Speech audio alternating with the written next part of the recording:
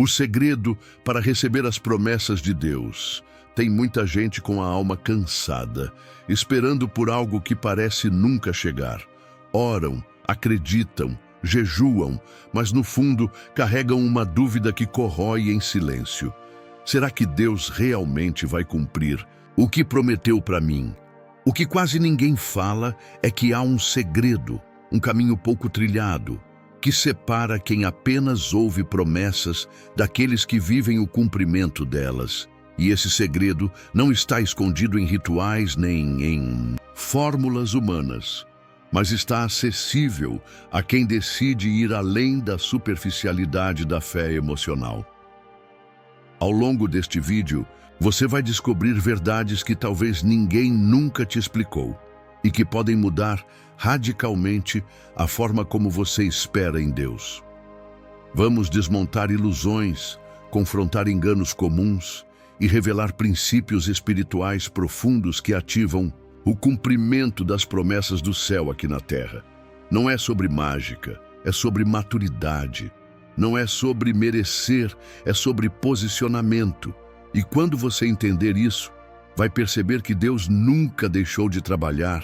Talvez o que faltava era você se alinhar com o que Ele já declarou a seu respeito. Então, se você já se perguntou por que a promessa ainda não se cumpriu, ou se está prestes a desistir por não ver nenhum sinal, fica comigo até o fim. Esse conhecimento pode não apenas restaurar sua fé, pode reescrever o rumo da sua caminhada com Deus.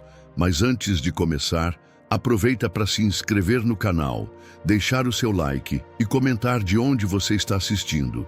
Isso nos ajuda a levar a palavra a mais pessoas sedentas por respostas como você. O que são as promessas de Deus e por que elas importam? Há pessoas que passam a vida inteira esperando por algo sem saber exatamente o que é. E há outras que caminham de olhos abertos, guiadas por uma certeza silenciosa de que Deus falou e vai cumprir. As promessas de Deus são mais do que simples palavras bonitas. Elas são declarações do céu que carregam propósito, direção e destino. Quando o Criador promete algo, Ele não está apenas motivando, está revelando sua vontade para a nossa vida. Por isso, entender o que são essas promessas e por que elas importam tanto é o primeiro passo para viver uma fé real, firme e transformadora. Desde Gênesis até o Apocalipse, Deus sempre agiu por meio de promessas. Ele prometeu um descendente à mulher, mesmo depois do pecado no Éden. Prometeu a Noé que nunca mais destruiria a terra com um dilúvio. Prometeu a Abraão uma descendência incontável.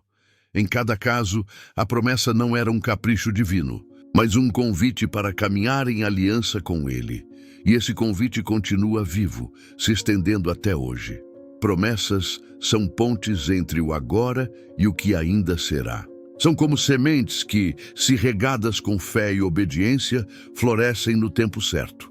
Muita gente associa a promessa à bênção material, como um emprego novo, uma cura ou uma resposta visível. E sim, Deus também age nessas áreas. Mas limitar suas promessas a coisas palpáveis é perder o verdadeiro tesouro. As maiores promessas são espirituais: paz em meio ao caos, consolo no luto, direção na dúvida, alegria que não depende das circunstâncias. Em 2 Pedro 1,4, a Bíblia diz que Deus nos deu grandíssimas e preciosas promessas, para que por elas nos tornássemos participantes da sua natureza divina. Ou seja, promessas nos moldam por dentro. Receber uma promessa de Deus é como receber uma bússola. Ela aponta para onde ir, mesmo quando a estrada é invisível. Por isso, não é incomum que uma promessa chegue justamente nos momentos mais difíceis, quando tudo parece perdido. É Deus dizendo, ainda não acabou. E quando isso acontece, algo dentro da gente acende. Uma esperança firme que não se abala com os ventos da vida. E é justamente essa esperança que impede muita gente de desistir no meio do caminho. Você já reparou como, ao longo da história, Aqueles que mais transformaram o mundo eram guiados por uma promessa. José no Egito, Moisés no deserto, Davi nos campos, Paulo nas prisões. Todos tinham uma promessa viva dentro deles, que os sustentava quando tudo desmoronava por fora. A promessa não os impediu de sofrer, mas deu sentido ao sofrimento. E isso muda tudo. Porque quando a dor tem propósito, ela se torna suportável. Quando a espera tem direção, ela se torna suportável. Quando a alma tem uma promessa, ela aprende a descansar, mesmo na tempestade. E é aí que entra você. Sim, você que está lendo agora. Porque a verdade é que as promessas de Deus não são apenas para os grandes nomes da Bíblia, mas para todos os que creem. Há promessas específicas para famílias, para ministérios, para curas emocionais, para restaurações, e há promessas universais como a salvação, o Espírito Santo, o cuidado diário. Muitas dessas promessas estão acessíveis na palavra, esperando apenas que alguém creia nelas de verdade. O que talvez esteja faltando é abrir os olhos para enxergá-las. E quando essa compreensão começa a fazer parte da caminhada, o coração se posiciona de outro jeito. A pessoa não anda mais com pressa, nem movida por ansiedade. Ela aprende a reconhecer os sinais de Deus, a confiar em sua direção e, principalmente, a esperar o tempo certo. Porque promessa não é magia, nem fórmula rápida, é aliança, e toda aliança exige confiança. Exatamente como aconteceu com Abraão, Noé e Jacó, cujas jornadas revelam que, mais do que prometer, Deus cumpre, e sempre no tempo exato. A fidelidade de Deus. Desde o Gênesis, desde o primeiro capítulo da Bíblia, Deus se revela como alguém que cumpre o que diz. Sua fidelidade não é um detalhe, mas uma marca registrada. Quando ele cria o mundo com palavras e tudo acontece exatamente como foi dito, já estamos vendo uma demonstração poderosa da sua consistência. A partir dali, cada ato divino carrega um compromisso com aquilo que ele prometeu. Deus não age por impulso. Ele não esquece, não muda de ideia, não recua. Quando promete, é porque vai fazer. Mesmo que os anos passem, mesmo que as circunstâncias digam o contrário, ele continua fiel. Olhe para Noé. Em um mundo completamente corrompido, Deus faz uma promessa. Vai salvar aquele homem justo e sua família do dilúvio. Noé acreditou e passou décadas construindo a arca, mesmo sem ver uma gota de chuva. O que parecia loucura aos olhos dos outros era confiança aos olhos de Deus. E no dia marcado, a chuva veio, a promessa se cumpriu. Depois, Deus ainda firma um pacto com ele, selado com o arco-íris, e garante: nunca mais destruirei toda a terra com água. Até hoje, quando um arco-íris aparece no céu, ele carrega consigo um lembrete da fidelidade divina. Depois vem Abraão. Deus o chama, manda deixar tudo para trás e promete uma terra, uma descendência, e que por meio dele todas as nações seriam abençoadas. Mas os anos passam e nada acontece. Sara continua estéril. O cenário diz impossível. Mas Deus não se esquece. Ele visita Abraão, reafirma a promessa, e quando o corpo já estava amortecido, como diz a carta aos Romanos, nasce Isaque. A fidelidade de Deus não se curva às limitações humanas. Quando ele decide cumprir, nem o tempo nem a lógica são barreiras. E Jacó, o enganador que fugia do irmão, que lutava por bênção com as próprias mãos? Deus o encontra no meio do deserto e diz: eu sou contigo. Anos depois, ele volta para casa com filhos, rebanhos, experiências marcantes com Deus e um novo nome: Israel. Deus não desistiu dele nem quando ele estava no erro. Isso mostra que a fidelidade do Senhor não depende da perfeição do homem, mas do compromisso que ele mesmo decidiu assumir. Jacó errou, mas Deus continuou sendo fiel. Essa é a natureza do Pai. Em cada geração, Deus reafirma seu caráter fiel. Ele não muda com o tempo, nem se adapta às modas. O mesmo Deus que prometeu e cumpriu no Gênesis continua sendo o mesmo hoje. Se ele foi fiel a Noé, a Abraão, a Jacó, por que não seria com você? O que esses homens tinham em comum não era perfeição, mas disposição para crer. Eles erraram, tropeçaram, hesitaram, mas continuaram andando com Deus. E quem anda com Ele experimenta, cedo ou tarde, o cumprimento da promessa. A fidelidade divina é o chão firme para quem vive pela fé. Mesmo que as promessas demorem, mesmo que o mundo diga desista, a palavra de Deus continua sendo confiável. Em 2 Timóteo 2,13 está escrito: se somos infiéis, Ele permanece fiel, pois não pode negar a si mesmo. Isso muda tudo. Significa que a fidelidade de Deus não depende do nosso humor nem da nossa constância. Ela está ligada ao seu próprio caráter e, por isso, nunca falha. E é nesse caráter inabalável que repousa o segredo das promessas. Porque se Deus é fiel, então suas palavras são verdadeiras. Se Ele disse que vai fazer, então vai. E se Ele prometeu algo para a sua vida, não importa o quão improvável pareça, você pode confiar. Mas essa confiança precisa ser alimentada todos os dias. Principalmente quando parece que nada está acontecendo, porque a fidelidade de Deus, desde o Gênesis, não é apenas um relato antigo, é a base sobre a qual a fé verdadeira começa a crescer. O caráter de quem promete, Deus não mente. Quando alguém faz uma promessa, a primeira pergunta que vem à mente é: posso confiar nessa pessoa? Afinal, a força de uma promessa está diretamente ligada ao caráter de quem a faz. E quando falamos das promessas de Deus, essa verdade ganha um peso eterno. Porque Deus não mente, não apenas porque Ele não quer, mas porque é contra a sua própria natureza. Mentir é algo que simplesmente não cabe em quem Ele é. Como está escrito em Números 23:19, Deus não é homem para que minta, nem filho do homem para que se arrependa. Isso, por si só, já muda completamente nossa maneira de esperar por aquilo que Ele disse. Diferente dos homens, Deus não fala por impulso nem se emociona a ponto de prometer o que não vai cumprir. Quando Ele declara algo, é porque já estabeleceu no céu o tempo, a forma e o caminho para aquilo acontecer. Não há improviso nos planos de Deus. O que pode parecer atraso para nós, para Ele, é preparação. O que parece silêncio, na verdade, pode ser construção. Confiar nas promessas de alguém assim não é ingenuidade, é sabedoria. Porque a integridade de Deus sustenta tudo o que Ele diz. Ele não se contradiz, não volta atrás. Não precisa justificar suas decisões para se mostrar coerente. Ele simplesmente é. O escritor de Hebreus confirma essa verdade com ainda mais profundidade. Em Hebreus 6,18 diz que é impossível que Deus minta.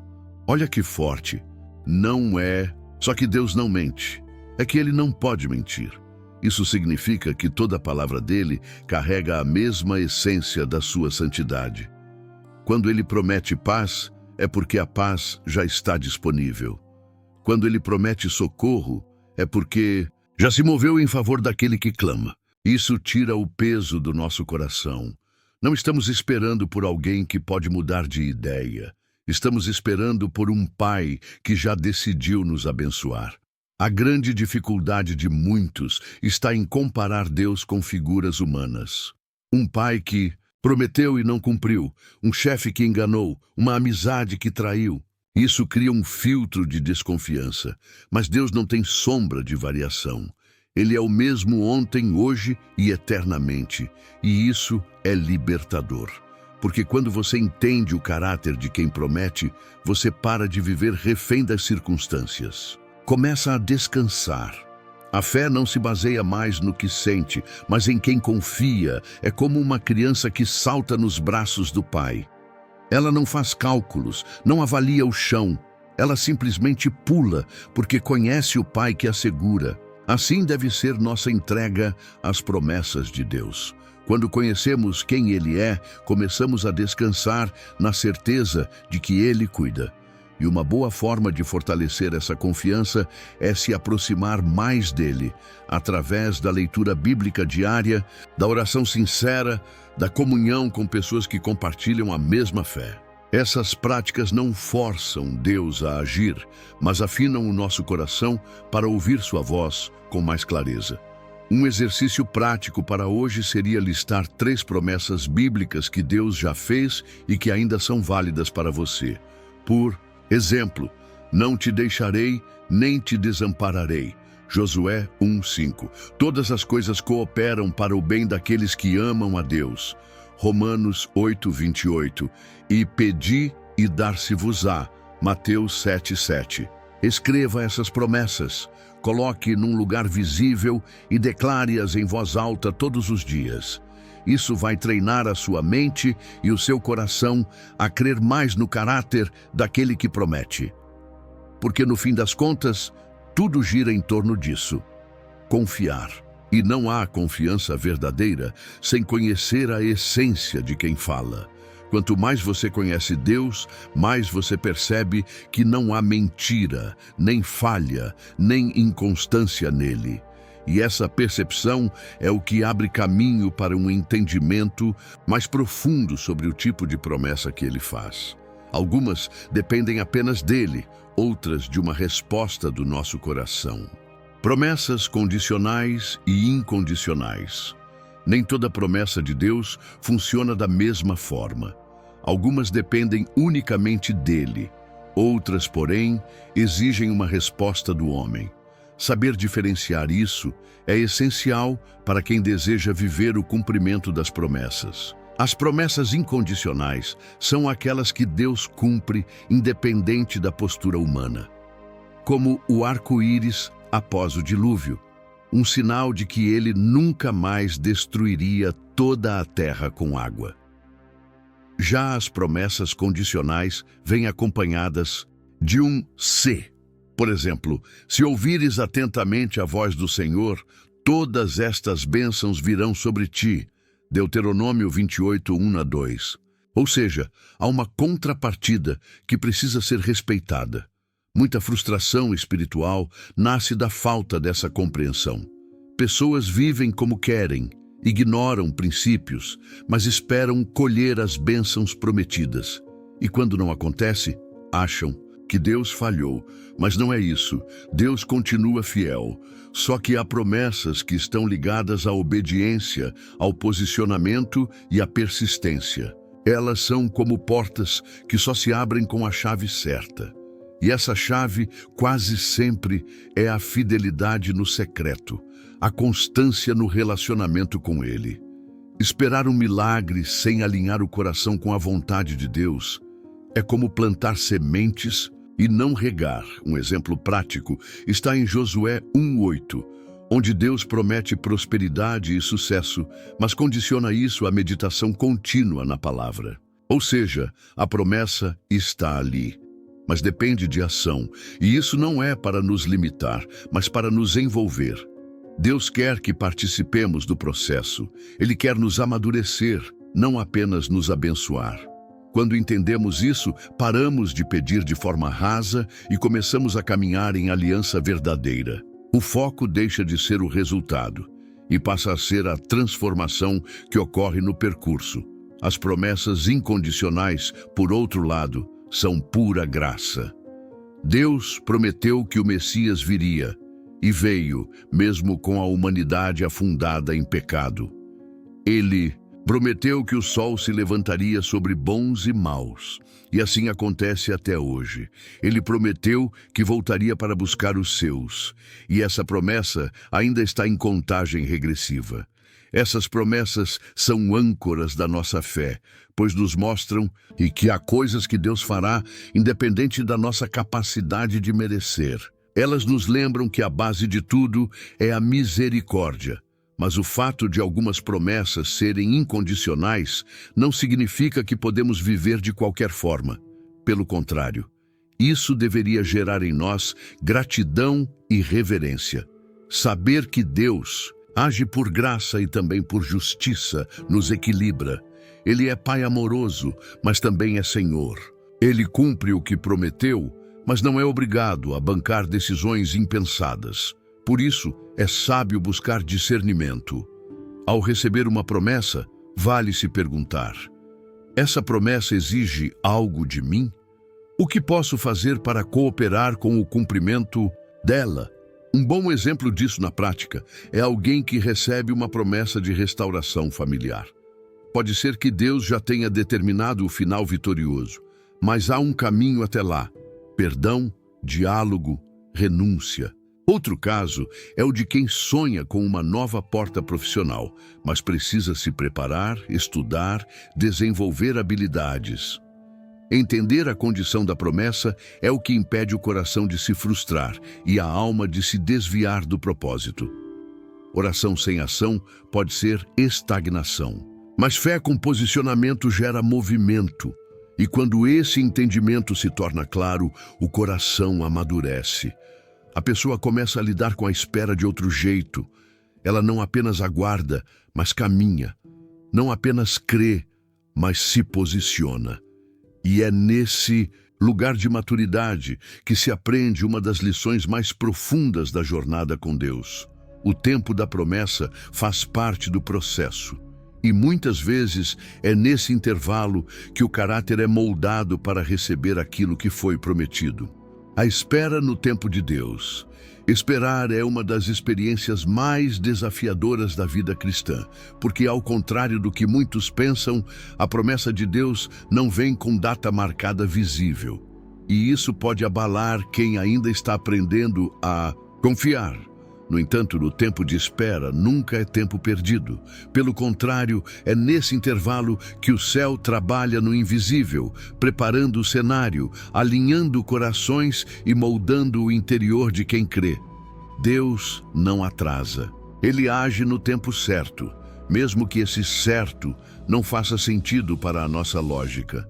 Como está escrito em Eclesiastes 3:11, tudo fez formoso em seu tempo. José é o exemplo perfeito disso. Recebeu um sonho grandioso ainda jovem, viu-se sendo traído pelos irmãos, vendido como escravo, preso injustamente. E mesmo assim, permaneceu firme. O que parecia ser um atraso era, na verdade, parte do plano. Aquela prisão, que aos olhos humanos era uma injustiça, foi a ponte para ele se tornar governador do Egito. Se José tivesse sido libertado antes, talvez nunca tivesse cruzado com Faraó.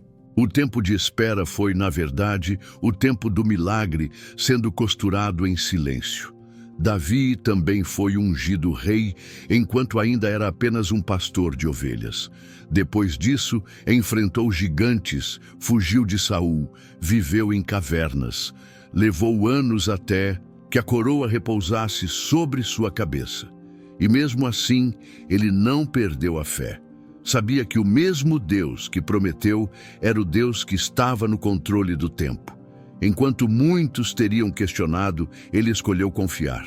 E essa confiança moldou seu coração para reinar com sabedoria. Porque não basta receber a promessa, é preciso estar pronto para vivê-la. A espera revela o coração. Ela escancara nossas impaciências, medos e carências. Mas também nos oferece uma oportunidade rara: amadurecer. Quando alguém passa a enxergar esse período como preparação, tudo muda. Em vez de reclamar, começa a buscar. Em vez de se comparar com os outros, volta os olhos para Deus. A espera se torna escola. E o que se aprende ali vale mais do que muitas bênçãos recebidas no impulso.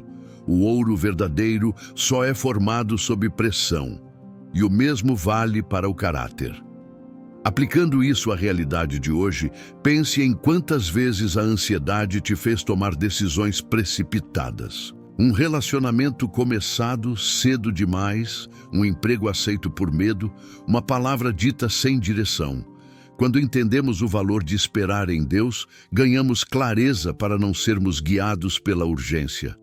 Há promessas que precisam de tempo para se tornar bênçãos. porque se vierem fora do tempo, viram peso. Deus não está atrasado, Ele está nos lapidando. Durante esse tempo, é essencial cultivar práticas que alimentem a fé. Uma delas é manter um diário de promessas. Anotar aquilo que Deus já falou ao seu coração, registrar os pequenos sinais do processo e, principalmente, os versículos que sustentam a caminhada. Isso ajuda a mente a não se perder na dúvida. Outra prática é o louvor constante.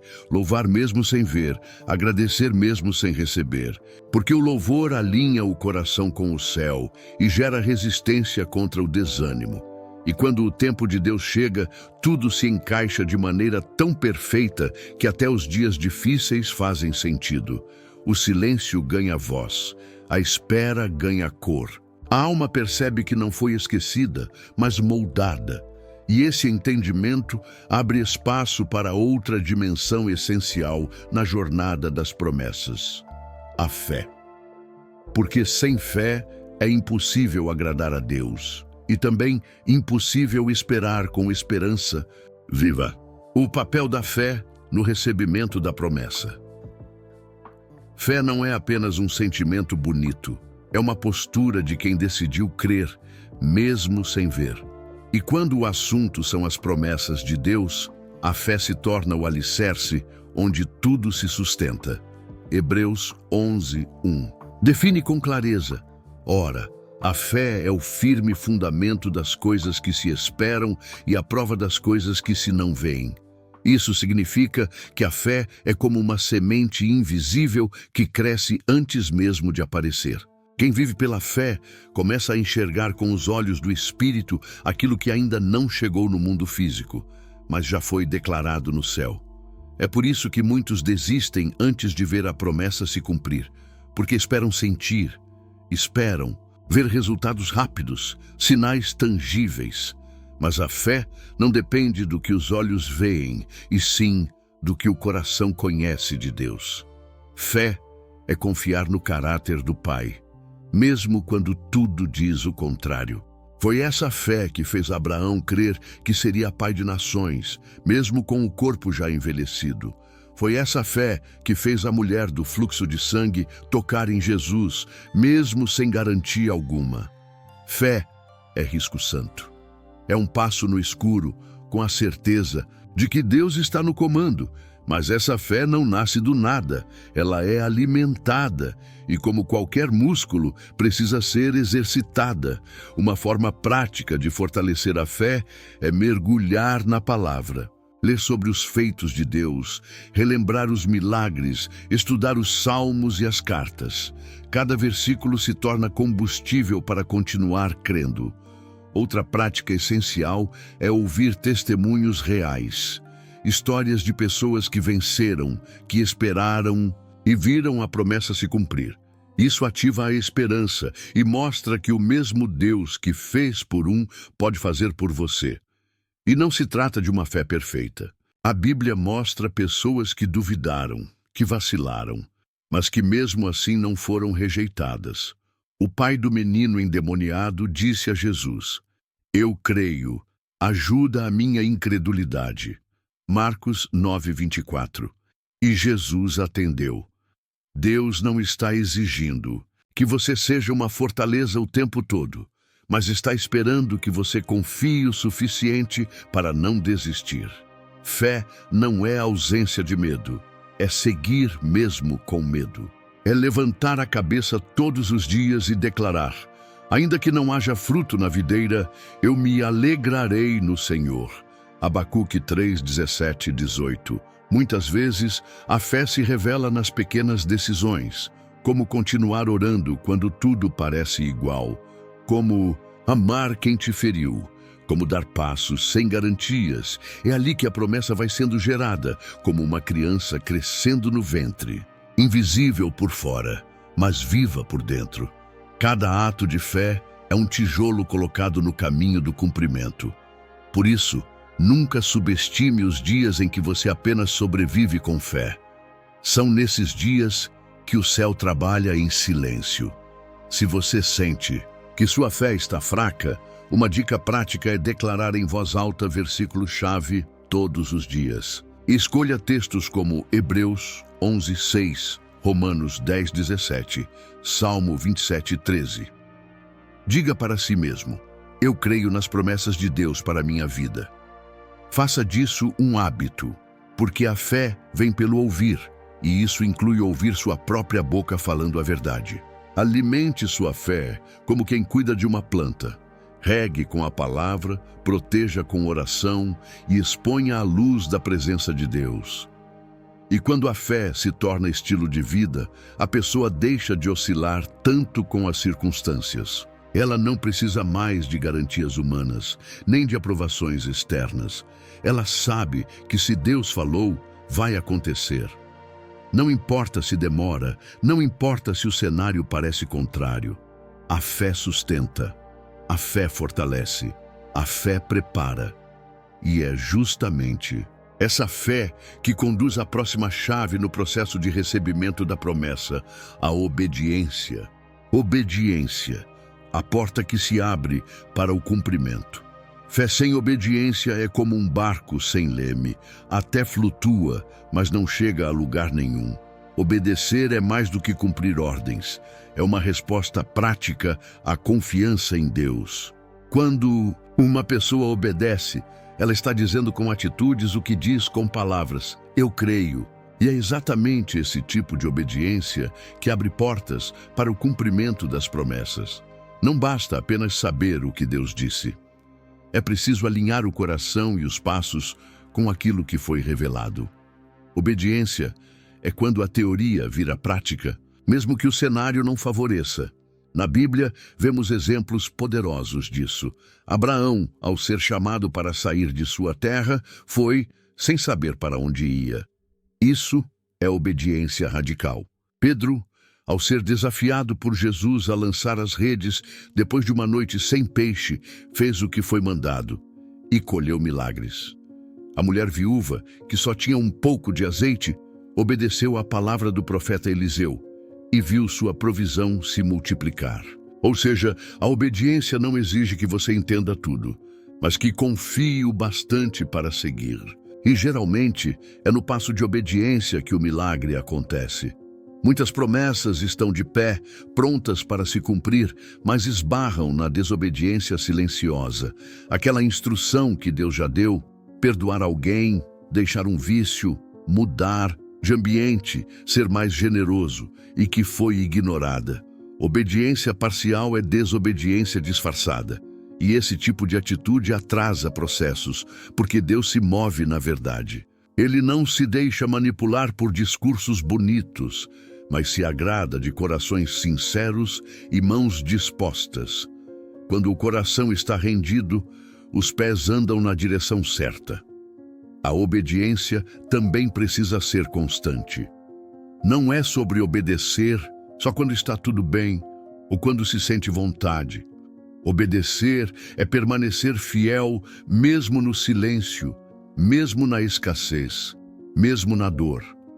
É seguir andando quando não há sinais, apenas a lembrança do que foi dito. E isso só acontece quando há uma entrega real, não uma entrega emocional, mas espiritual. Um sim que não depende das circunstâncias. A obediência verdadeira é firme como uma raiz, invisível aos olhos, mas indispensável para o crescimento.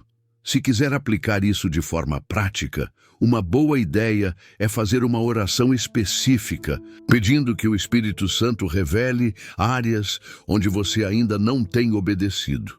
Pode ser em relacionamentos, finanças, hábitos, rotina espiritual. Depois disso, anote o que vier ao coração. Coloque em ação. Comece aos poucos, mas comece. Às vezes, um pequeno ajuste abre grandes portas. Um pedido de perdão, uma conversa iniciada, uma decisão corajosa. Obediência sempre exige fé, mas gera frutos que fé sozinha não produz. E não se trata de obedecer para merecer algo. Nada do que fazemos nos torna dignos das promessas. Isso vem da graça. Mas a obediência nos posiciona. É como ajustar a antena para captar o sinal certo.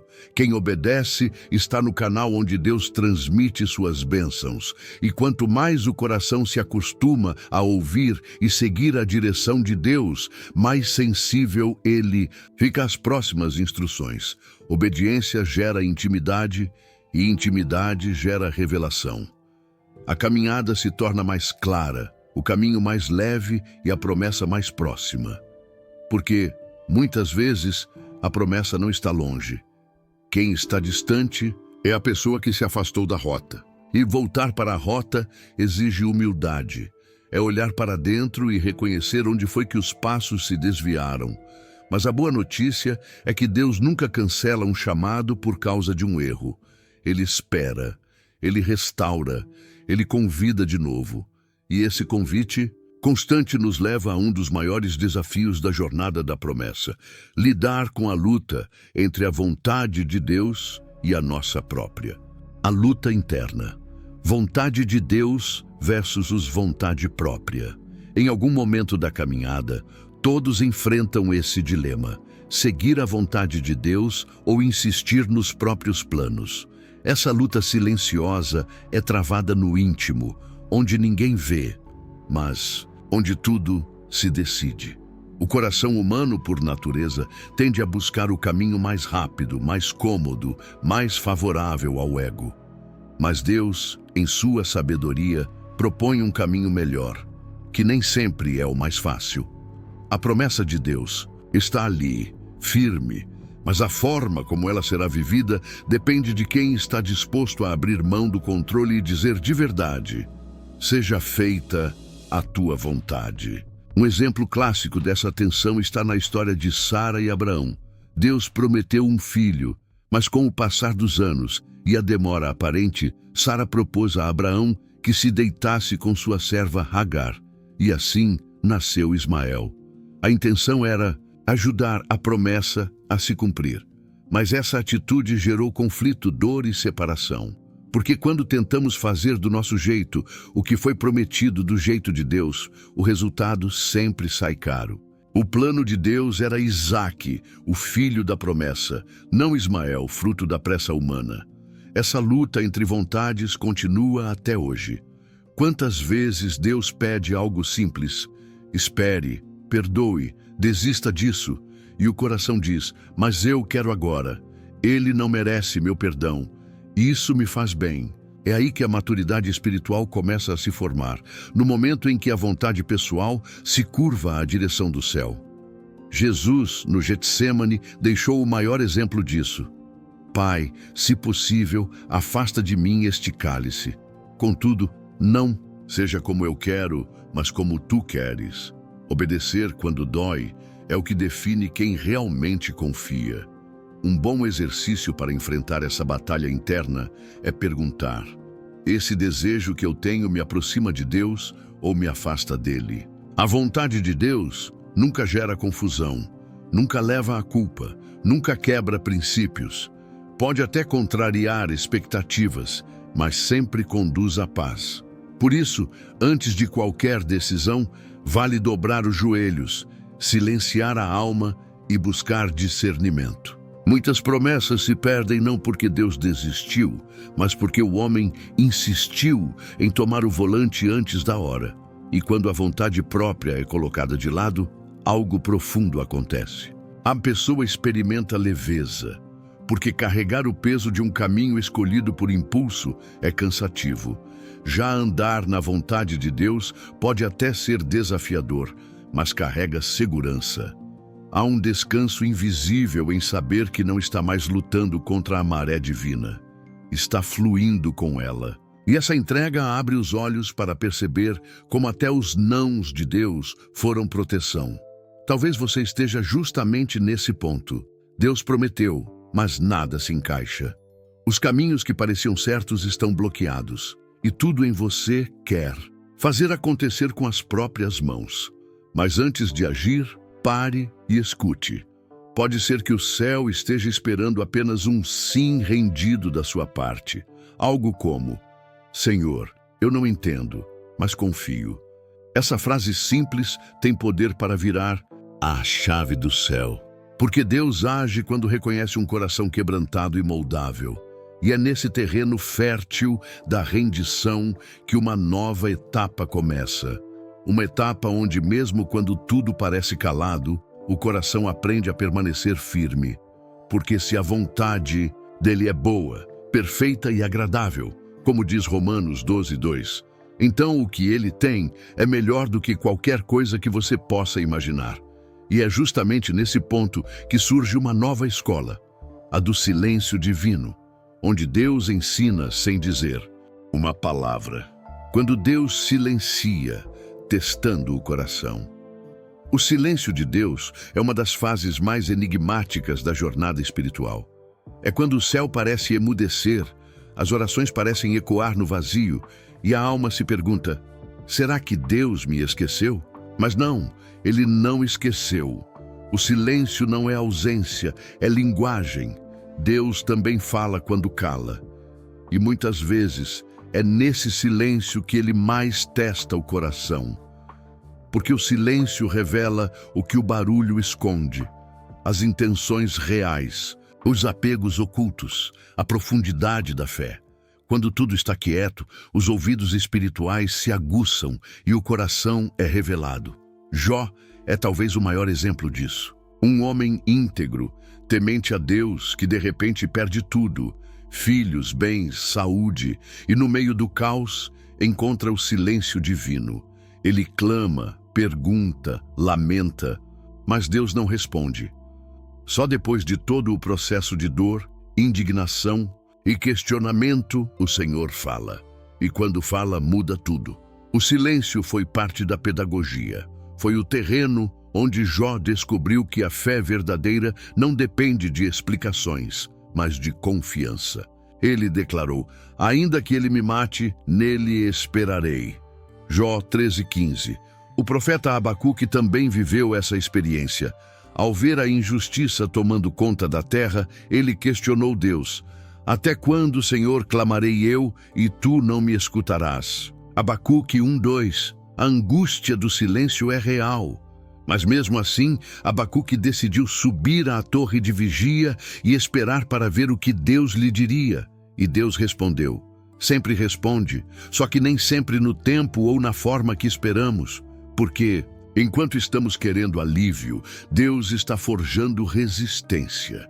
Enquanto queremos respostas, Ele está gerando profundidade. O silêncio é também um campo fértil para a maturidade. Ele nos obriga a sair da religiosidade rasa, do automatismo espiritual, e nos conduz à busca genuína. É quando não há mais música, nem pregação, nem sinal visível. E ainda assim, escolhemos crer. Esse tipo de fé não se aprende em livros, mas na prática. É no silêncio que aprendemos a sustentar uma promessa com adoração. E isso transforma tudo. Porque se a fé permanece viva mesmo sem palavras de Deus, então ela está enraizada não nos benefícios, mas na pessoa de Deus. Na prática, há formas de atravessar esse período sem se perder. Uma delas é continuar fazendo o que é certo, mesmo sem sentir. Continue orando, mesmo que pareça seco. Continue lendo a Bíblia, mesmo que nenhuma palavra salte aos olhos.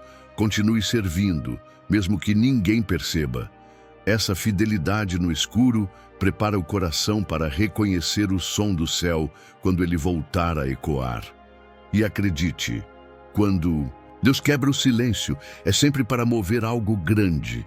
Esse tempo também revela quem somos, longe dos aplausos, longe do reconhecimento, longe das confirmações imediatas. É quando a alma aprende a amar a Deus por quem Ele é e não apenas pelo que Ele faz. E aos poucos, o que parecia castigo se mostra cuidado. Porque há coisas que só crescem no silêncio, como raízes profundas que sustentam uma árvore inteira. Deus não está indiferente, está observando, tratando, formando. E isso só faz sentido quando se entende que o coração precisa estar pronto para o que vem depois. Porque depois do silêncio, geralmente vem o sopro. Depois do vazio, o enchimento. Depois do teste, a promoção. E é nesse ciclo divino que o próximo passo começa a ganhar forma, a perseverança. Porque se o silêncio testa o coração, é a vigilância e a constância que o mantém firme até o fim. Vigilância e perseverança em meio às adversidades. Há uma diferença gritante entre quem apenas espera e quem espera vigiando. A vigilância é o estado de quem permanece atento, mesmo quando nada acontece.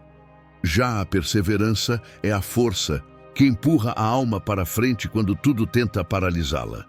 Ambas são indispensáveis na jornada das promessas. Porque enquanto esperamos o cumprimento daquilo que Deus falou, surgem obstáculos, distrações, cansaços e até vozes que dizem: desista. Mas é justamente nesse cenário que a vigilância espiritual precisa ser ativada. É ela quem impede que a esperança morra antes do tempo. Jesus mesmo nos alertou sobre isso. Em Mateus 26:41, ele disse: vigiai e orai, para que não entreis em tentação. A tentação nem sempre é o pecado escancarado. Muitas vezes é a desistência disfarçada de lógica. Não está acontecendo nada, então não deve ser da vontade de Deus. Quantos já pensaram assim e abandonaram algo que estava prestes a florescer? Perseverar é continuar regando, mesmo quando o solo parece seco. É acreditar que, por baixo da terra, a semente está criando raízes. E quem não vigia perde o momento da frutificação. As adversidades não são sinal de ausência de Deus. Às vezes, elas são a confirmação de que estamos exatamente onde deveríamos estar. O inimigo não combate quem está parado. Ele investe contra quem está em movimento. Então, se o caminho ficou mais difícil, se as pressões aumentaram, talvez seja porque você está perto de algo importante. Nessas horas, a vigilância não é apenas espiritual, é emocional, mental, relacional. É hora de filtrar pensamentos, proteger o coração e manter os olhos no alvo. Uma boa estratégia prática é revisar constantemente os propósitos que Deus já revelou. Escreva num papel quais promessas ainda estão em aberto, quais ações você já tomou e o que pode estar sendo negligenciado. Isso ajuda a manter o foco e a evitar atalhos perigosos. Outro ponto é estar cercado de pessoas que te empurrem para frente. Perseverança também é nutrida por ambientes. Ficar perto de quem já desistiu pode minar sua força. Mas andar com quem crê até o fim acende fogo dentro do peito. É importante entender que perseverar não é teimosia vazia, é insistência com propósito. É quando você sabe que não está lutando à toa. Você não está tentando convencer Deus de nada, está apenas se mantendo alinhado com aquilo que Ele já falou. E isso exige vigilância constante, porque as distrações virão. Pode ser uma oportunidade fora de tempo, uma emoção descontrolada, uma palavra desencorajadora. O segredo é não negociar a promessa por alívios momentâneos. Davi, quando perseguido por Saul, teve a chance de matar o rei numa caverna. Seus homens o incentivaram. Essa é a sua oportunidade. Mas ele estava vigilante. Sabia que a promessa de reinar não precisava ser forçada. Se fosse de Deus, viria da maneira certa. Ele preferiu esperar e por isso foi honrado. A perseverança dele não foi passiva, foi ativa, cheia de discernimento e domínio próprio. Ele não dormiu no ponto, mas também não se precipitou. E é nesse tipo de postura que a palavra começa a ganhar vida. Porque tudo o que Deus promete está escrito, mas é na vigilância e perseverança que se vive. O que está na Bíblia precisa descer para o coração e se manifestar na rotina. E isso só acontece quando a alma se apega à verdade, mesmo em meio ao caos. A promessa continua viva, mas precisa de alguém disposto a sustentá-la em oração, em jejum, em renúncia e em foco. E é nessa profundidade que o próximo fundamento se revela com ainda mais clareza. A palavra de Deus como base. A importância da palavra de Deus como fundamento. Toda promessa de Deus tem uma origem segura. sua palavra. É nela que estão registradas as verdades eternas que sustentam a fé e dão forma ao que ainda não se vê. Quem não conhece a palavra vive à mercê das emoções, das opiniões alheias e das próprias interpretações. Mas quem a conhece, constrói sobre a rocha. Como Jesus ensinou em Mateus 7, 24, 25, o homem prudente é aquele que ouve e pratica suas palavras. Ele edifica sua casa sobre um alicerce que resiste a qualquer tempestade. A palavra é mais que um texto antigo. Ela é viva, atual, ativa, e quando se torna fundamento, muda tudo. Josué recebeu uma missão quase impossível: liderar o povo após a morte de Moisés e conquistar uma terra cheia de inimigos. Mas Deus não lhe deu uma espada mágica nem uma fórmula de guerra. Em vez disso, disse: não cesse de falar deste livro da lei, medita nele dia e noite. Josué 1:8. A chave estava na palavra, porque onde a palavra está, há direção. Onde a palavra habita, há coragem. O sucesso de Josué não veio de estratégias humanas, mas do compromisso com aquilo que Deus já havia falado. Muitas promessas não se cumprem porque a pessoa não conhece os termos do pacto. É como alguém que assina um contrato sem ler. Há bênçãos que já foram liberadas, mas que precisam ser ativadas por meio do conhecimento. Por exemplo, a paz é promessa de Deus, mas muitos vivem ansiosos porque desconhecem Filipenses 4, 6, 7. A provisão está garantida, mas poucos vivem como diz Mateus 6:33. Buscai primeiro o reino de Deus. A palavra não é um talismã. É um mapa. Sem ela, o caminho fica confuso e a fé frágil. Na prática, uma boa forma de firmar a vida sobre a palavra é adotar o hábito da leitura diária com propósito. Não basta abrir a Bíblia aleatoriamente, é preciso buscá-la com fome, com intencionalidade. Escolha temas que se conectam com sua realidade atual. Promessas de cura, restauração, direção. Use post-its, anotações, marcações.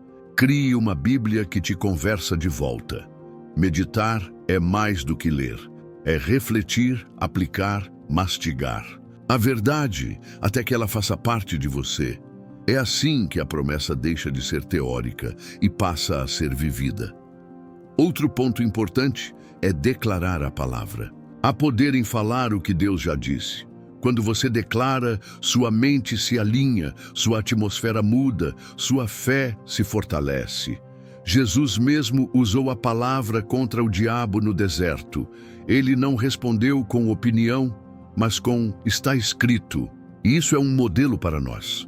Quando o medo vier, diga: está escrito, o Senhor é o meu pastor e nada me faltará. Quando a dúvida bater, diga: está escrito, todas as coisas cooperam para o bem dos que amam a Deus. A palavra também é proteção contra enganos. Vivemos dias de muitas vozes, muitos conselhos, muitas verdades espalhadas nas redes sociais. Mas só existe uma verdade absoluta, e ela está na palavra.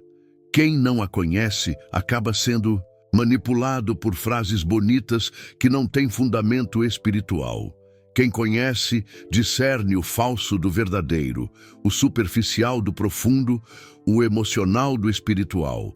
A promessa verdadeira sempre terá base bíblica. Se não estiver alinhada com a palavra, não vem de Deus. E quanto mais a palavra se torna o solo da vida, mais ela revela as promessas que estavam escondidas. Coisas que você nem imaginava que poderia viver começam a fazer sentido. Textos antes comuns se tornam revelações. Versículos já conhecidos ganham nova luz. É nesse mergulho que a jornada se transforma. E, inevitavelmente, isso nos conduz a olhar para o cumprimento das promessas mais grandiosas da Bíblia, aquelas que começaram com profecias e se manifestaram plenamente em Cristo. Exemplos de promessas cumpridas no Novo Testamento. Se alguém ainda tem dúvidas de que Deus cumpre o que promete, basta olhar para o Novo Testamento. Cada capítulo carrega o eco das profecias do Antigo. Cada milagre, cada detalhe da vida de Jesus, cada evento, confirma que o que Deus fala, Ele cumpre, e cumpre com precisão. A vinda do Messias, por exemplo, não foi algo aleatório. Já havia sido prometida séculos antes, em detalhes impressionantes. Isaías falou sobre o nascimento virginal. Isaías 7,14. Miqueias anunciou o local do nascimento. Miqueias 5,2. Zacarias previu a entrada triunfal em Jerusalém montado num jumentinho. Zacarias 9,9. Tudo se cumpriu, palavra por palavra. Chegada de Jesus é o maior testemunho da fidelidade de Deus à sua palavra. João começa o evangelho dizendo: no princípio era o Verbo. João 1:1. E depois afirma: e o Verbo se fez carne. João 1:14. Ou seja, a promessa se encarnou. Aquilo que os profetas anunciaram se materializou diante dos olhos do povo. E isso não aconteceu para que houvesse uma nova religião, mas para que a humanidade tivesse acesso a uma nova aliança. Uma aliança baseada na graça, no perdão e na salvação. Tudo o que foi dito foi feito. Deus não deixou nada pendente e não parou por aí. Jesus também fez promessas enquanto esteve aqui. Ele disse que morreria e ressuscitaria ao terceiro dia. E aconteceu. Prometeu enviar o Espírito Santo. E no Pentecostes, o Espírito veio com poder, como línguas de fogo. Ele prometeu que estaria conosco até o fim. E até hoje há testemunhos de sua presença real nos momentos mais improváveis. Prometeu descanso para os cansados, água viva para os sedentos, pão para os famintos. E cada pessoa que já o encontrou de verdade pode dizer: tudo isso é real. Além disso, há o cumprimento das promessas de cura, libertação e restauração registradas em cada página dos evangelhos. Pessoas à margem da sociedade foram tocadas, restauradas e incluídas. Cegos viram, coxos andaram, leprosos foram purificados, endemoniados foram libertos. Não era apenas demonstração de poder, mas cumprimento de palavras já anunciadas. Como disse o próprio Jesus em Lucas 4, ao ler Isaías: hoje se cumpriu esta escritura em vossos ouvidos. Ele sabia o que estava fazendo. Cada ação era uma promessa viva em movimento. Esses exemplos não são histórias bonitas para inspirar. São sinais de que Deus é confiável. Se Ele cumpriu com exatidão tudo o que prometeu na primeira vinda de Cristo, por que não cumpriria as promessas que fez para você? Ele não muda. Ele não varia com o tempo. O mesmo Deus que enviou seu Filho no tempo certo, também sabe o tempo certo para cumprir o que disse ao seu coração. E se você estiver atento à palavra e sensível ao Espírito, vai perceber que já está vivendo pequenos cumprimentos todos os dias. Na prática, vale a pena estudar os evangelhos com esse olhar, o das promessas cumpridas. Leia Mateus, Marcos, Lucas e João, destacando os momentos em que Jesus confirma as profecias. Veja como tudo foi planejado, como nenhum detalhe passou despercebido. Isso vai alimentar sua fé e te mostrar que a história da salvação não é improviso, mas promessa em ação. E esse mesmo Deus, que cuidou de cada detalhe, também está cuidando da sua história. E é nesse contexto de promessas cumpridas que se torna ainda mais claro o papel do Espírito Santo, porque ele é a confirmação viva de que as promessas continuam se cumprindo, agora dentro de nós. Ele é o selo, o guia, a voz suave que nos lembra: a promessa ainda está de pé. O Espírito Santo, o selo da promessa em nós. Quando alguém faz uma promessa séria, costuma selar o compromisso com algo que prove sua intenção. Uma assinatura, um contrato, uma palavra empenhada. Deus fez algo ainda mais profundo. Ele nos deu o Espírito Santo como selo da promessa. Em Efésios 1, 13 e 14, Paulo escreve: fostes selados com o Espírito Santo da promessa, o qual é o penhor da nossa herança. Ou seja, o Espírito é a garantia de que aquilo que foi prometido não é invenção da mente. É real, é celestial e já começou a acontecer dentro de nós. O selo não é só marca, é presença. É Deus habitando no coração daquele que crê. Muitas pessoas ainda vivem como se Deus estivesse distante, esperando o cumprimento das promessas como algo externo. Mas quem tem o Espírito Santo entende que a promessa já começou. A transformação interior, a sensibilidade à voz de Deus, os dons espirituais, a convicção do perdão, tudo isso são manifestações dessa herança. O Espírito não apenas anuncia o que virá, ele antecipa. Ele traz pedaços do céu para dentro da alma, antes mesmo do cumprimento final. É como provar da fruta antes da colheita inteira. Isso muda radicalmente a forma como se espera. O Espírito também nos guia em meio à espera. Ele nos ensina a orar, intercede com gemidos inexprimíveis. Romanos 8:26. Consola, alerta, dirige. Ele é como um GPS espiritual que corrige a rota quando saímos do caminho. E é nesse processo que aprendemos que as promessas de Deus não são apenas destinos, mas também jornadas. Caminhar com o Espírito é confiar que Ele sabe o caminho, mesmo quando os nossos olhos não enxergam nada além de neblina. E quando estamos nele, até os desvios servem de aprendizado. Na prática, cultivar intimidade com o Espírito é essencial para quem deseja viver as promessas. Isso envolve sensibilidade e relacionamento. Um coração sensível ao Espírito. Reconhece suas direções nas pequenas coisas. Um incômodo interior, uma paz repentina, uma palavra específica que salta aos olhos durante a leitura bíblica. O Espírito fala o tempo todo. O problema é que, às vezes, estamos ocupados demais para ouvir. Por isso, praticar o silêncio, o louvor pessoal, a leitura devocional profunda, ajuda a aguçar os ouvidos espirituais.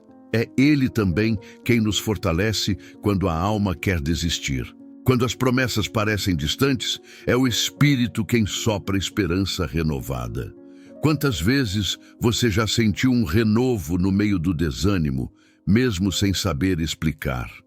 Esse é o selo agindo. Não é emoção humana, é intervenção divina. E esse tipo de experiência não é reservada a líderes ou supercrentes. Está disponível a todo aquele que se entrega, que busca, que clama com sinceridade. Enche-me, Espírito Santo. Uma boa forma de se abrir para essa ação é praticar orações específicas como: Espírito Santo, me revela a promessa que o Pai tem para mim. Ou, me guia em cada passo para que eu não sabote aquilo que Deus preparou. Essas orações simples carregam poder porque revelam dependência. E quem depende vê milagres, não porque mereceu, mas porque se colocou no lugar certo, no centro da vontade do Pai, guiado pelo Espírito do Filho. E quanto mais essa consciência cresce, mais claro fica que a promessa não é um prêmio no final da estrada, mas uma realidade que se revela dia após dia, com a ajuda do Consolador. E isso nos conduz a uma postura que muda tudo, a gratidão antes mesmo de ver. Um estilo de vida que celebra o que ainda não chegou, como se já estivesse em mãos, porque no Espírito já está. A atitude certa, gratidão, antes mesmo de ver. Gratidão, antes da promessa se cumprir, é uma das expressões mais puras de fé. Agradecer depois que tudo dá certo é fácil, mas louvar a Deus quando nada mudou por fora, isso é uma linguagem que o céu entende. É como dizer: eu confio tanto em Ti, Senhor, que já celebro agora, mesmo sem ter nas mãos aquilo que meu coração espera. Essa postura não é ingênua, é poderosa. Em Filipenses 4:6, Paulo nos ensina a apresentar os pedidos a Deus com ações de graças. Ou seja, o agradecimento já faz parte da oração, porque a alma que crê já considera a promessa como certa. Paulo e Silas, presos injustamente, amarrados no fundo de uma cela escura, escolheram cantar. Eles não esperaram a cadeia abrir. Eles não pediram um sinal antes. Eles louvaram. E o louvor antecedeu o milagre. Atos 16 relata que, à meia-noite, enquanto cantavam, veio um terremoto, as portas se abriram e as correntes caíram. O louvor não foi uma reação ao milagre, foi o gatilho.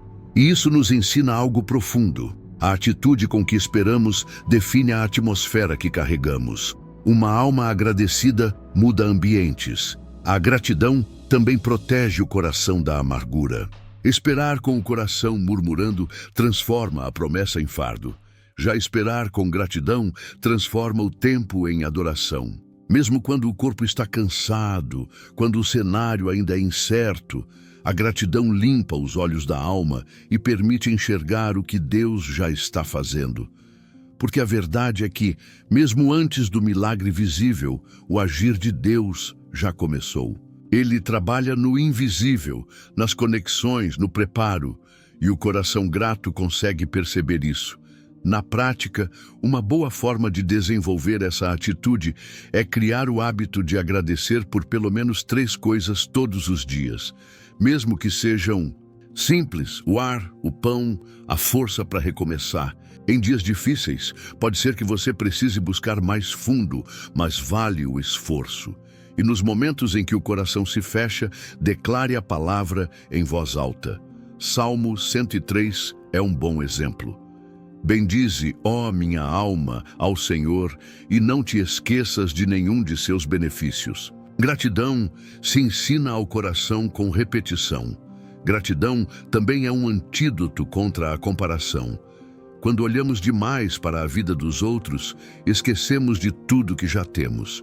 E isso é armadilha. Agradecer pelo que se tem é uma forma de valorizar o presente e abrir espaço para o que virá. Deus não entrega o novo a quem despreza o agora. Quando a alma aprende a dizer obrigado, mesmo com o pouco, o céu entende que ela está pronta para o muito. Porque o reconhecimento é uma forma de honra, e Deus honra quem o honra. Essa postura também inspira os outros. Pessoas gratas brilham diferente. Elas não vivem reclamando, não se afundam em autopiedade, não espalham peso. Elas atraem paz, fé e esperança. E muitas vezes são exatamente essas pessoas que mais enfrentam lutas, mas escolheram olhar com os olhos do Espírito. A gratidão as tornou sensíveis, maduras, espiritualmente elegantes. E essa maturidade as protege de outro perigo: confundir promessas divinas com desejos humanos. E é justamente nesse ponto que a caminhada exige mais discernimento. Porque nem tudo que o coração quer é o que Deus prometeu. E aprender a diferenciar uma promessa real de uma ilusão pessoal é um passo essencial para não caminhar em vão. Discernindo promessas verdadeiras de ilusões pessoais. Nem tudo o que parece promessa de Deus realmente é. Às vezes, o coração humano deseja algo com tanta força que acaba confundindo emoção com revelação, vontade própria com voz de Deus. E é aí que muitos se perdem. Passam anos esperando por algo que Deus nunca disse. Ou pior, se frustram com o céu por promessas que nasceram apenas da carência ou da ansiedade.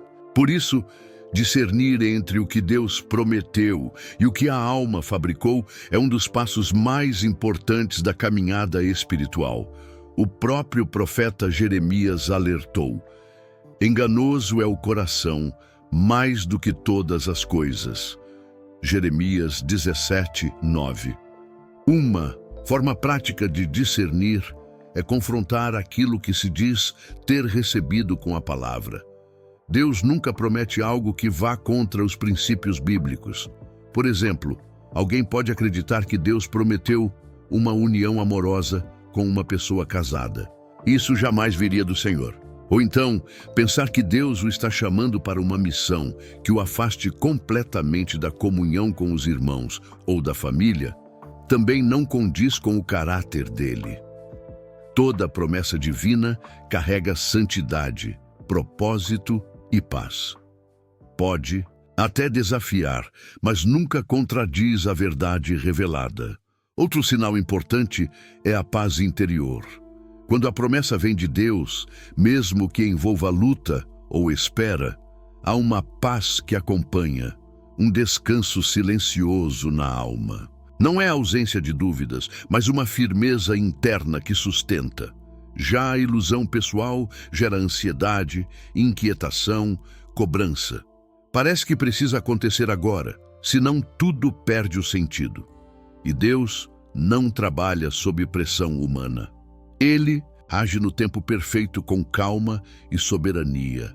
O fruto da verdadeira promessa é diferente. Traz ordem, traz vida, traz crescimento. É importante também buscar confirmação no Espírito e, quando possível, através de pessoas espiritualmente maduras. Nem sempre se deve sair espalhando promessas por aí, mas conversar com quem tem vida no altar pode trazer luz sobre o que está sendo discernido. Deus não se ofende com quem busca confirmação. Gideão pediu sinais. Maria perguntou ao anjo como se daria o nascimento de Jesus. Deus respeita o coração que deseja crer com maturidade e não apenas se emocionar com fantasias espirituais.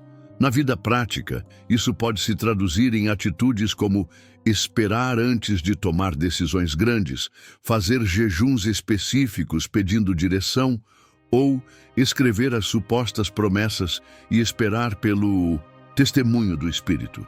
Uma dica útil é anotar tudo o que Deus parece estar falando e, ao longo do tempo, revisar, percebendo o que se confirmou, o que ainda aguarda e o que talvez tenha sido apenas empolgação. Com o tempo, o discernimento vai sendo lapidado e a sensibilidade aumenta. Também é preciso aceitar que nem todo desejo é ruim, mas nem todo desejo se tornará uma promessa. Às vezes, Deus planta sonhos em nossos corações, mas outras vezes são desejos legítimos que simplesmente não fazem parte do plano dele para nós. E tudo bem. A maturidade espiritual nos ensina a soltar aquilo que não é nosso, para segurar firme o que de fato vem do alto. O que é seu virá com confirmação, com paz e com fruto. E se ainda não veio, talvez não seja o tempo. Ou talvez nunca tenha sido uma promessa real. E quando essa clareza chega, o coração se torna mais leve, mais livre, mais focado. As promessas verdadeiras se destacam, as ilusões se desfazem e a jornada se torna mais segura. E é nesse estado de alinhamento que a alma finalmente encontra o segredo maior: permanecer em Deus, em todo tempo, em todo o processo, porque a maior promessa não é uma bênção, é Ele mesmo. O segredo revelado, permanecer em Deus, é a chave. Depois de tudo o que foi dito sobre fé, obediência, tempo, vigilância e discernimento, chegamos ao ponto central: permanecer. Esse é o verdadeiro segredo. Jesus disse claramente em João 15:7, se vós permanecerdes em mim e as minhas palavras permanecerem em vós, pedireis o que quiserdes e vos será feito. Não é uma fórmula mágica, é uma revelação espiritual. Quando alguém permanece em Deus, as promessas não se tornam obsessão, nem motivo de ansiedade. Elas se tornam consequência natural de um relacionamento profundo com o Pai. Permanecer em Deus é mais do que frequentar uma igreja ou seguir rituais religiosos. É uma decisão diária. É continuar confiando quando o céu está silencioso. É seguir firme quando o mundo parece desabar. É escolher o altar ao invés da autopiedade. E essa permanência gera raízes, e raízes profundas resistem aos ventos mais fortes. A promessa não é o objetivo final. O objetivo é estar em Deus, e é nesse lugar que todas as coisas se alinham. O coração que permanece não corre atrás das bênçãos, elas o alcançam. Essa permanência também molda os desejos. Aos poucos, a pessoa para de buscar o que quer e começa a desejar o que Deus quer. A vontade dele se torna mais desejável do que os próprios sonhos. Isso não é perda, é libertação, porque o fardo de carregar promessas pelas próprias forças desaparece. O jugo se torna leve, porque é ele quem conduz. Quando se permanece nele, mesmo os nãos são recebidos com paz. Mesmo os atrasos são vistos com esperança. Mesmo o silêncio tem propósito. E é nesse estado de aliança contínua que o cumprimento das promessas se torna inevitável. Porque Deus não responde à performance, ele responde à permanência. Ele honra quem permanece, quem insiste em adorá-lo mesmo sem ver, quem volta ao secreto todos os dias só para dizer: estou aqui. Esse é o lugar onde o caráter é moldado, onde a fé é fortalecida, onde as raízes espirituais se aprofundam até encontrar a fonte de água viva. E quem permanece nessa fonte nunca seca. Para viver isso na prática, é preciso cultivar constância.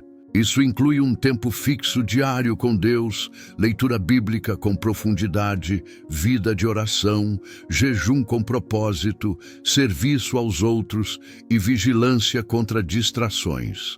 São disciplinas que sustentam a alma no lugar certo, não como um peso, mas como um estilo de vida. É como cuidar de uma vinha, regar, podar, esperar. Quem cuida da sua vida espiritual com zelo verá, no tempo certo, o fruto aparecer. Porque o agricultor que planta com paciência, colhe com alegria. E mesmo que você sinta que errou, se desviou ou que não é mais digno da promessa, lembre-se, o Deus da promessa é também o Deus do recomeço. Basta voltar, basta se alinhar. Novamente, basta permanecer.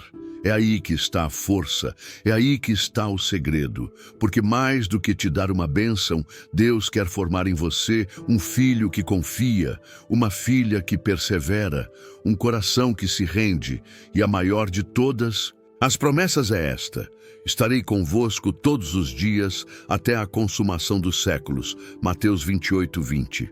Agora que você recebeu esse derramar de entendimento, a pergunta que fica é: o que vai fazer com tudo isso?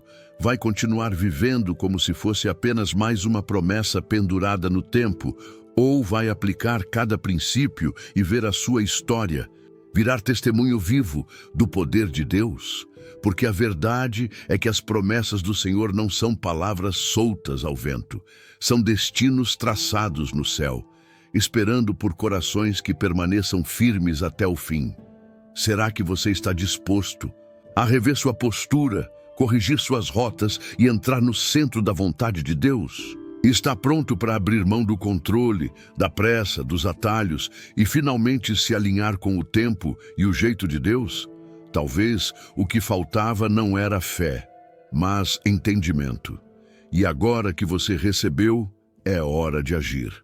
Comece hoje, releia as promessas, ore com direção, cultive intimidade com o Espírito Santo e, acima de tudo, permaneça. Porque o céu ainda está escrevendo a sua história e ele não erra no final. E se essa mensagem tocou você, se te fez refletir, eu te convido a compartilhar nos comentários qual promessa você está esperando de Deus. Vamos orar juntos por isso. E não esqueça de se inscrever no canal e ativar as notificações, porque ainda temos muito para aprender sobre como viver o sobrenatural de Deus todos os dias.